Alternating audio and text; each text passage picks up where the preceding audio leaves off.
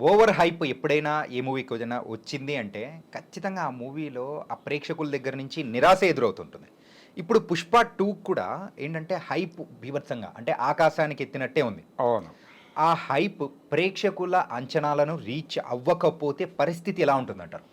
అంటే ఈ hype create అవ్వటం అనేది 2 కారణాల చేత జరుగుతుంది. ఒకటేమో ప్రోడక్ట్ మీద ఉన్నటువంటి నమ్మకంతో. హ్మ్. ప్రోడక్ట్ చూసిన తర్వాత వాళ్ళకొచ్చిన కాన్ఫిడెన్స్ నుంచి ఈ హైప్ క్రియేట్ చేస్తే అది జెన్యూన్, హ్మ్. ఆర్గానిక్‌గా జరిగినట్టుగానే భావించాలి. హ్మ్. కానీ కొన్ని సందర్భాల్లో ప్రోడక్ట్ మీద డౌట్లు ఉన్నప్పటికీ విపరీతమైన హైప్ క్రియేట్ చేస్తారు. ఎందుకంటే ఓపెనింగ్స్ మీద ఓపెనింగ్స్ గ్రాబ్ చేసేస్తే కొంతవరకు సేఫ్ అయిపోతుంది. హ్మ్. దీని వలన కూడా జరగచ్చు. యాహ్! అంటే 2 రీజన్స్ ఉంటాయి. 2 ఎండ్స్ ఉన్నాయి దీనికి. ఏ ఎండ్‌లో సినిమా ఉంటుంది అనేది ఆ రోజు మొదటి ఆట చూసి బయటకొచ్చినటువంటి ప్రేక్షకుడు ఏం మాట్లాడతాడు, ఏ మూడ్‌లో ఉన్నాడనే దాన్ని బట్టి ఉంటుంది. యాహ్! రెండోది ఇక్కడ టిక్కెట్ల రేట్లు చాలా భారీగా ఉన్నాయి. ప్రీమియర్‌దైతే 1300, 1500 ఇంకా అయితే దేవి థియేటర్‌లో అట్లాంటితే 2000. రూ. 3000 టిక్కెట్లు కొన్న వాళ్ళని కూడా చూశాను నేను. అమ్మా!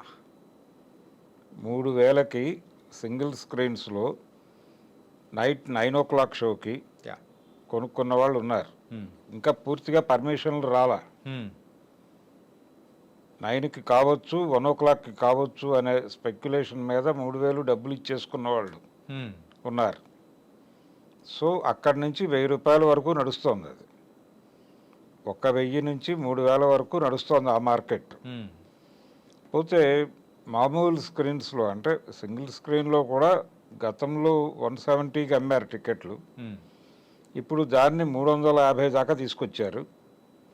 మల్టీప్లెక్స్‌ల్లో 600 దాకా తీసుకెళ్లారు. కొన్ని చోట్ల 700 దాకా వెళ్ళిందది. హ్మ్. అంటే 600 నుంచి 700 మధ్య మల్టీప్లెక్స్‌ల్లో. సింగిల్ స్క్రీన్‌లో 300. హ్మ్. ఇది రేంజ్. 350 వరకు కొన్ని చోట్ల ఉందట.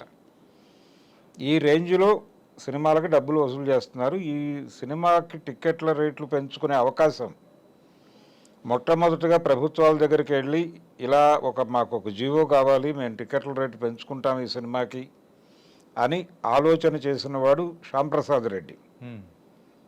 ఎవరు? మన మల్లెమాల. ప్రొడ్యూసర్ మల్లెమాల. మల్లెమాల ప్రొడ్యూసర్. ఆయన 'అంజీ' సినిమా టైంలో ఈ మాట మొదటిసారి అన్నాడు. హ్మ్. అంటే 'అంజీకి' మేము భారీ బడ్జెట్ పెడుతున్నాం కాబట్టి గవర్నమెంట్ దగ్గరికి వెళ్ళి రూ. 200కి టికెట్ అమ్ముకోవటానికి హ్మ్. పర్మిషన్ తెచ్చుకోవాలనుకుంటున్నాను అన్నాడు తప్ప అవ్వలేదు అది. హ్మ్. ఆయన వెళ్ళలేదు, జరగలేదు. ఆ తర్వాత 'జై చిరంజీవ' సినిమా అప్పుడు దత్తు గారు వెళ్ళారు. హ్మ్. పర్మిషన్ ఇచ్చారు. ఒక రూ. 30, రూ. 40 పెంచారు. ఆ సినిమా వర్కౌట్ అవ్వలేదు. ఆ తర్వాత ఎప్పుడైతే బిగ్ బడ్జెట్ సినిమాలు వచ్చాయో ప్రతి సందర్భంలోనూ హీరో, ప్రొడ్యూసరు, డైరెక్టరు కలిసి ముఖ్యమంత్రి గారిని కలవటము, ఆ జీవో మీద సంతకం పెట్టించుకోవడం జరుగుతోంది. హ్మ్. ఈ ప్రాసెస్ మనకి 'బాహుబలి' దగ్గర నుంచి సీరియస్‌గా కనిపిస్తుంది. యాహ్!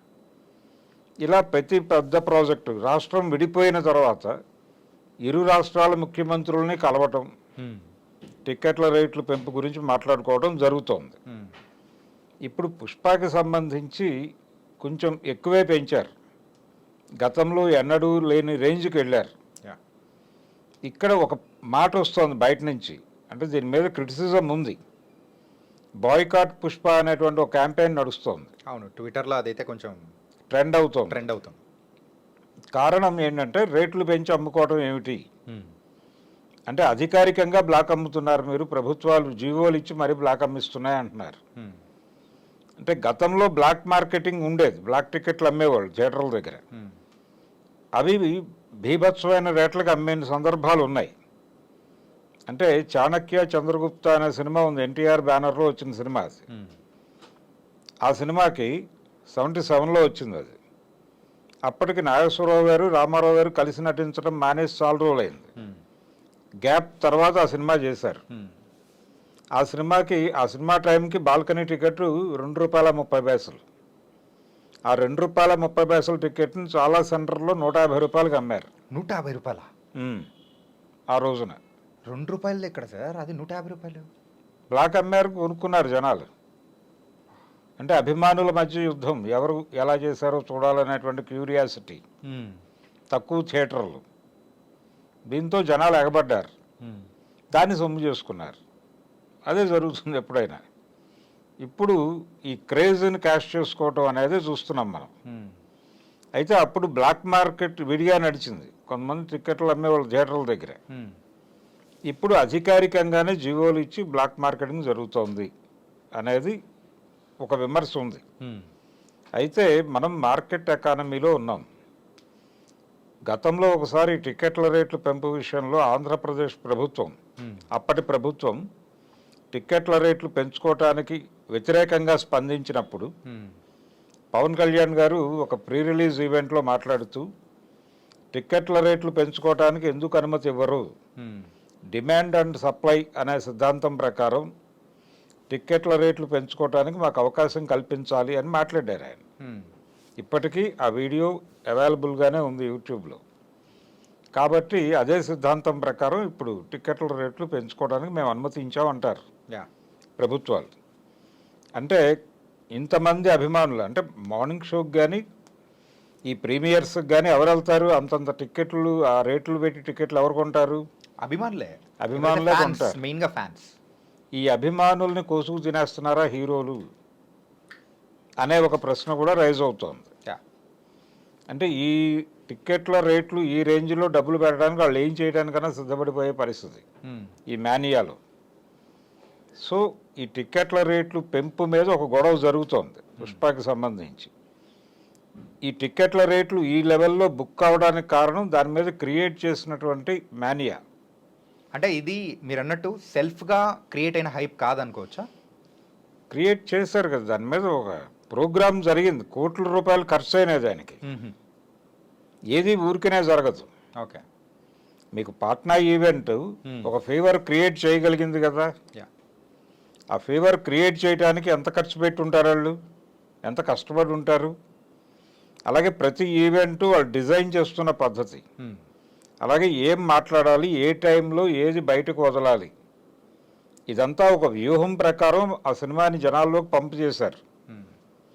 తొలి దశలో ఆ సినిమాకు సంబంధించి ఏ రకమైన ఇది ఇవ్వటం లేదు, హైప్ క్రియేట్ చేయటం లేదు అని అభిమానులు గగ్గోలు పెట్టారు. యా. సడన్గా వాళ్ళు ఒక ప్రోగ్రామ్ డిజైన్ చేశారు, ఆ డిజైనింగ్ మొదలైంది. వాళ్ళు జాతీయ స్థాయిలో ఈ మానియా క్రియేట్ చేయగలిగారు పాన్ ఇండియా లెవెల్లో. అన్ని చోట్ల బుకింగ్స్ ఓపెన్ అయినా విపరీతమైన రష్ ఉంది.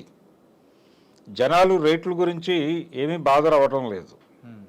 కొంటున్నారు టికెట్లు. పర్టికులర్గా దీన్ని పెద్ద ఇష్యూగా కూడా చూడటం లేదు. టిక్కెట్ల రేట్లు పెంపు అనేది సీరియస్గా సినిమా చూడదలుచుకున్నటువంటి వాళ్ళు ఎవరూ పట్టించుకోవట్లేదు. మ్మ్. అయితే సినిమా మీద క్రిటికల్గా ఉన్న వాళ్ళు మాత్రమే పట్టించుకుంటున్నారు. ఓకే. పట్టించుకుని విమర్శలు చేస్తున్నారు. ఇది జరుగుతోంది, ఏది క్యాంపెయిన్ ఒకటి జరుగుతోంది, మ్మ్. బాయ్కాట్ పుష్ప అని. యా. ఈ బాయ్కాట్ పుష్పాన్ని ప్రాపగాండా చేస్తున్న వాళ్ళందరూ కూడా 3-4 రోజుల తర్వాత చూస్తారు. అప్పటికి రేట్లు తగ్గచ్చు, లేదు టికెట్ల అవైలబిలిటీ పెరగచ్చు, ఏదైనా జరగచ్చు. వాళ్ళొక రేట్ కార్డ్ అనేది కూడా ఇచ్చారు సార్. ఏంటంటే ప్రీమియర్స్కి ఇంత కాస్ట్ ఉంటుంది, ఫస్ట్ 1 to 4 అంటే డేస్లలో ఇంత కాస్ట్, 4 to 8 డేస్లో ఇంత కాస్ట్, తర్వాత ఇంత అని చెప్పేసి. అవును, అదే రేట్ కార్డ్ మొదటి నుంచి ఉంది. అది 1 వీక్ ఇచ్చేవాళ్ళు ఒక దశలో 2 వీక్స్కి ఇస్తున్నారు. మ్మ్. ఈ రేట్లు పెంచుకోవడం అనేది కరెక్టా కాదా, రేట్లు పెంచడానికి ప్రభుత్వాలు ఎందుకు అనుమతిస్తున్నాయని చాలామంది గొడవ పడుతున్నారు. మ్మ్. ప్రభుత్వాలు ఎందుకు అనుమతులు ఇస్తున్నాయంటే ఇది మార్కెట్ ఎకానమీ. మార్కెట్ ఎకానమీలో ప్రో మార్కెటే ఉంటుంది గవర్నమెంట్ కూడా ఓకే. ఖచ్చితంగా. మ్మ్. అందుకని ఈ కోట్లాది మంది అభిమానులు అనండి, ప్రేక్షకులు అనండి, వీళ్ళ గురించి పట్టించుకోదు ప్రభుత్వం. ఓకే. కార్పొరేట్లని ఫెసిలిటేట్ చేయటమే ప్రభుత్వాల టార్గెట్గా మారిపోయిన ప్రపంచంలో ఉన్నాం మనం. అందుకని ఖచ్చితంగా టిక్కెట్ల రేట్ల పెంపుకు అనుమతులు వస్తాయనుకున్నాం, అదే వచ్చింది.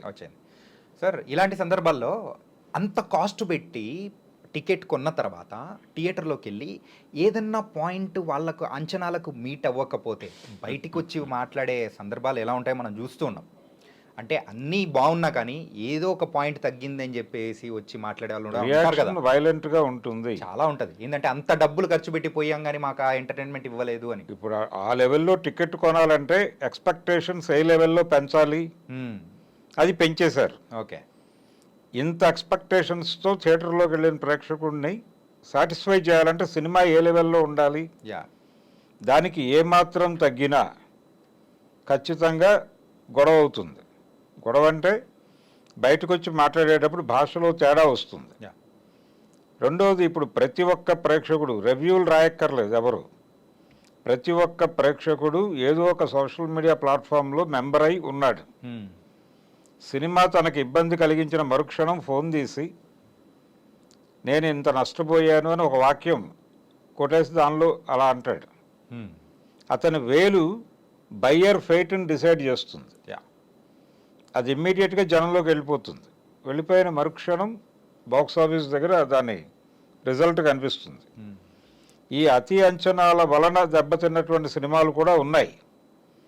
అందుకనే కొంతమంది డైరెక్టర్లు వ్యూహాత్మకంగా సినిమా మీద ఎటువంటి అంచనాలు క్రియేట్ చేయకుండా థియేటర్లోకి వచ్చిన ప్రేక్షకుడిని సర్ప్రైజ్ చేద్దాం అనుకుంటారు. కానీ ఇది మార్కెట్ ఓరియంటేషన్తో తయారైనటువంటి ప్రోడక్ట్. ఓకే. అందుకని వీళ్ళు నెమ్మదిగా సినిమా మీద విపరీతమైన అంచనాలు పెంచారు. ఏ లెవెల్ అంచనాలు పెంచారంటే, అంచనాలు పెంచడం కోసం వాళ్ళు మాట్లాడిన మాటలు, భాష చూస్తే భయమేస్తుంది. ఈ సినిమా తేడా అయితే నేను చొక్కా విప్పి నడుస్తూ వెళ్ళిపోతాను అన్నాడు ఆయన, అల్లు అర్జున్. అంటే ఏ లెవెల్ స్టేట్మెంట్ అది? చాలా బిగ్, అంతటి బిగ్ స్టార్ ఇంత బిగ్ లెవెల్ మాట అన్నాడు అంటే అది కాన్ఫిడెన్స్, ఎంత కాన్ఫిడెన్స్ ఉండొచ్చు ఆ ప్రోడక్ట్ మీద అని అనుకోవచ్చు. మొత్తం ఆ సినిమా చూడాలనుకుంటున్న వాళ్ళలో కాన్ఫిడెన్స్ని పీక్స్కి తీసుకెళ్తుంది. దాంతో వెళ్ళిపోయి 3,000 రూపాయలైనా కొనేస్తున్నారు టికెట్లు ఆ నమ్మకంతో. ప్రోడక్ట్ మీద ఇప్పుడు విపరీతమైన నమ్మకాన్ని క్రియేట్ చేశారు. ఆ నమ్మకం సొమ్ముగా ట్రాన్స్ఫర్ అవుతుంది. ఈ ఫేజ్ అయిపోయింది. టికెట్లు సక్సెస్ఫుల్గా అమ్మేసుకోగలిగారు వాళ్ళు. రికార్డు స్థాయిలో బాలీవుడ్లో ఎక్కువ అమ్ముడుపోయినాయి టికెట్లు. ఇప్పుడు హిందీ బెల్ట్లో కంపారిటివ్ సౌత్, నార్త్లో విపరీతంగా టికెట్లు వెళ్ళిపోయినాయి. అయితే డబ్బులు ఎక్కువ వచ్చినాయి ఇక్కడ. ఇక్కడ డబ్బులు ఎక్కువ రావడానికి కారణం టికెట్ల రేట్లు పెంచి అమ్మారు, అక్కడ పెంచలేదు. అక్కడ కొన్ని ప్రాంతాల్లో పెంచారు తప్ప అన్ని ప్రాంతాల్లో ఒకేలా పెంచలేదు. అందుకని కంపారిటివ్గా తేడా ఉంది రెండు చోట్లకి. ఓకే. కానీ టికెట్ల వరకు చూసుకుంటే అక్కడ ఎక్కువ టికెట్లు తెగినాయి పుష్ప 2కి. హిందీ బెల్ట్లో పుష్ప 1 కూడా మంచి రిజల్టే సంపాదించుకుంది కంపారిటివ్గా ఇక్కడ నుంచి కంపేర్ చేస్తే. ఓకే. సౌత్తో కంపేర్ చేస్తే నార్త్లో మంచి పేరు వచ్చింది దానికి. తెలుగులో డివైడ్ టాక్ వచ్చింది. పుష్ప మూవీ అనేది కంపేర్ టు మన తెలుగులో హిందీలో బాగా ఆడింది. అవును. సో మన తెలుగు విషయానికి వచ్చేటప్పటికి బిజినెస్ పరంగా కూడా 15 కోట్లు నష్టపోయారు అని చెప్పేసి కూడా ఆ మూవీ మేకర్స్ అనేది కూడా తెలియజేశారు. అవును. ఆ మూవీని కాపాడింది ఏదైనా ఉందంటే ఫస్ట్ పార్ట్లో హిందీ బెల్టే. హిందీ బెల్టే. కానీ ఇప్పుడు అలాంటి మూవీ ఇంత హైప్తో సో మన తెలుగు ప్రేక్షకులు ఎంతవరకు ఆదరించే అవకాశాలు ఉంటాయంటారు? ఆ రోజున అంచనాలు వేరు, ఈ రోజున అంచనాలు వేరు. ఇది పీక్స్కి వెళ్ళిపోయిన పరిస్థితిలో ఒక మానియా క్రియేట్ చేసి దాన్ని ఇప్పుడు ప్రేక్షకులను థియేటర్ల వైపు తోలుతున్నారు. అది నడుస్తోంది. ఇప్పుడు బయటకు వచ్చిన ప్రేక్షకుడు ఏం మాట్లాడతాడు అనేది చూడాలి. అంటే ఆ రియాక్షన్ మీద వీళ్ళందరి భవిష్యత్తులో ఆధారపడి ఉన్నాయి, బయ్యర్ భవిష్యత్తు. ఆ రోజున లాస్ వచ్చిన ప్రొడ్యూసర్లను వాళ్ళు చూసుకున్నారు. అంటే లాస్ వచ్చినటువంటి బయ్యర్ని ప్రొడ్యూసర్ చూసుకున్నాడు. ఓకే. అయితే ఇక్కడ ఏమైంది, ఎప్పుడైతే హిందీ బెల్ట్లో బెటర్ రిజల్ట్ వచ్చిందో దాని ప్రభావం ఇక్కడ రన్ మీద పడింది. రన్ మీద పడి నెమ్మదిగా పెరిగింది. ఇక్కడ వెరీ మార్నింగ్ షోకి డివైడ్ టాక్తో మొదలై నెమ్మదిగా స్థిరపడి సెటిల్డ్గా నడిచింది. దాంతో తక్కువ నష్టాల్లో బయటపడ్డారు బయ్యర్లు. ఓకే. ఆ కొద్దిపాటి నష్టాలని వాళ్ళు భర్తీ చేశారు. అయిపోయింది. ఫ్రెండ్లీ కాంపిటీషన్లో నడిచిపోయింది. వీళ్ళకి ఇతర ప్రాంతాల్లో డబ్బులు వచ్చినాయి బాగానే.